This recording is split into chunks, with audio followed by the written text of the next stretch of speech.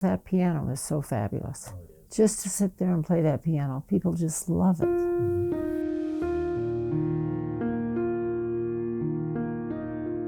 So this piano is 100 years old. And it was in the same family in Denver until it came to Pathways.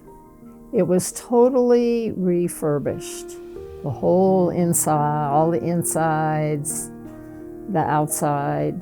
The only thing that is not new are the ivory keys that are the original ivory keys. This piano was in Joe Woods' family several generations back and has been passed down. Joe Woods and David Hebert, who are colleagues, are the people who restored this piano. Both of them have had parents who were in hospice. So when they learned where this piano could come, they were really pleased. They had no idea what a facility it was coming to. There's a wonderful story about the history of this piano that sits on the piano as an opportunity then for people who are interested to read about it. It's an extraordinary instrument. That's the bottom line. I guess I would say why I do it. I've worked in churches as a music director for many, many years now, almost 25 years. And so, I see that transformative power that music has in a spiritual setting. I think it can reach people in so many different ways, unexplained ways, really. I'm not necessarily a religious person, but I think the most spiritual moments of my life usually involve music and connection without a lot of words. Right. There's vulnerability, there's pain, there's healing, there's joy. All those things happen in one way or another, and oftentimes when we're least expecting it. Yeah. So that has kept me in church music for a couple decades, just because I love those connections, and especially when they're unplanned. And it's very fulfilling. My first connection with hospice was when my father was ill. I grew up on a sheep ranch in southern Idaho, and my father was terminally ill. We had hospice in our home for Dad, and that was my first experience with that organization. Because I often play on Saturdays, there are more families here.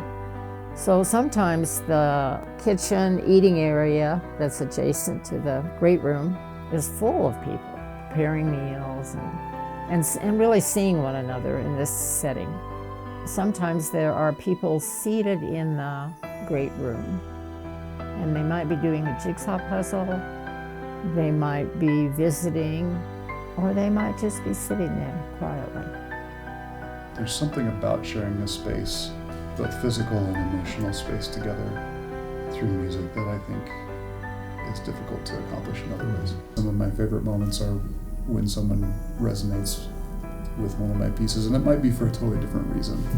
If I write something for one reason, they might hear something different, and I think that's a beautiful communication in its way too. So in regard to here, I think it's a natural way for me to express openness to the power of music and transformative healing, not just for the listener, but also for the player.